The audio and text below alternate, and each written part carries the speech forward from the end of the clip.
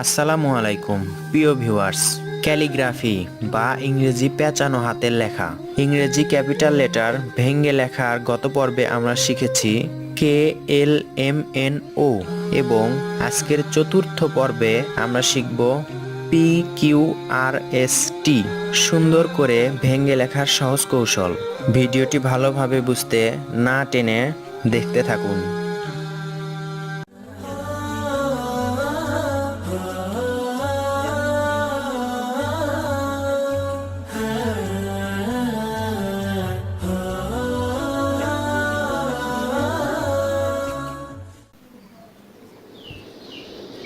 বন্ধুরা, এখানে আমরা দেখতে পাচ্ছি ক্যালিগ্রাফির পি অক্ষর। সাধারণভাবে যদি পি লিখি আমরা খুব সহজেই লিখতে পারি, কিন্তু এটা একটু ব্যতিক্রম। এটা এরকম করে সুন্দর করে এরকম করতে হবে। একটু খেয়াল করুন, যদি আমরা পি লিখি তাহলে দাগটা এরকম করে সোজা দিতাম এবং এরকম করে দিতাম, কিন্তু এগুলো ক্যালিগ্রাফির যেগুলো অক্ষর আছে প্রত্যেকটা একটু এই অ্যাঙ্গেলে ভাঁজ হয়, ভাঁজ করে দিতে হয়। এখানে দ্বিতীয় ধাপে এরকম করে সুন্দর করে আস্তে আস্তে এরকম করে, তারপর এখান থেকে এই দুই দাগের মধ্য থেকে এরকম করে দিব। এটা এরকম করে দিতে পারি, অথবা এখানে গোলও করে দিতে পারি।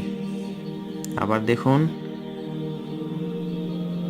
এরকম, এরপর এখান থেকে এরকম পি, এরকম এরকম। এরপর কিউ। আমরা সাধারণত যদি ও করতাম তাহলে এখান থেকে হালকা করে শুরু হতো, তারপর এখানে গিয়ে শেষ হতো। এটা হচ্ছে ও, কিন্তু কিউয়ে আমরা এরকম করেই করব। এখানে এখানে আসার পর এইখানে একটা ভাঁজ দিব, এরকম ভাঁজ। দেখুন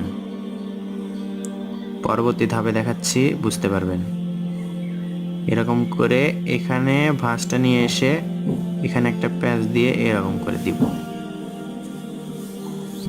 এটা আরেকভাবে আমরা দিতে পারি, এরকম করে পুরোপুরি না করে এরকম করে নিচে এসে এরকম রসুগারের মতো। এটাও কিউ। আরেকবার দেখাই, এরকম করে এরকম কিউ, বড় হাতের কিউ এটা। এরপর আর, পি যেরকম করে করছিলাম ঠিক সেরকম করে এখানে। বন্ধুরা, এগুলো অক্ষর যদি দাগের নিচে যায় তবুও কোনো সমস্যা নেই, আমরা এরকম করে নিচেও দিতে পারি, এরকম। তারপর এরকম পির মতো করে দেখুন, এটা এরকম, আবার এখান থেকে এরকম,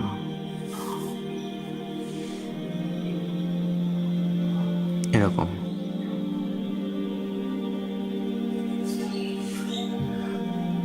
আর এরপর এস। এসে আমরা এই দুই দাগ, দেখুন এটা হচ্ছে মাঝখানের একটা দাগ, এই দুই দাগের এখান থেকে শুরু করব। এখান থেকে এরকম করে এরকম, তারপর এটা এরকম। আমরা যখন প্রথমে এই দাগটা করব তখন হালকা করে কলমটা হালকা করে চাপ দিয়ে ধরবো, তারপরে এরকম এরকম। এটা এখান থেকে করতে পারি, আবার একেবারে নিচের থেকেও করতে পারি, এরকম করে এরকম এরকম। আবার এটা সোজাও করতে পারি, আমরা এই দাগটা সোজাও করে দিতে পারি এরকম করে।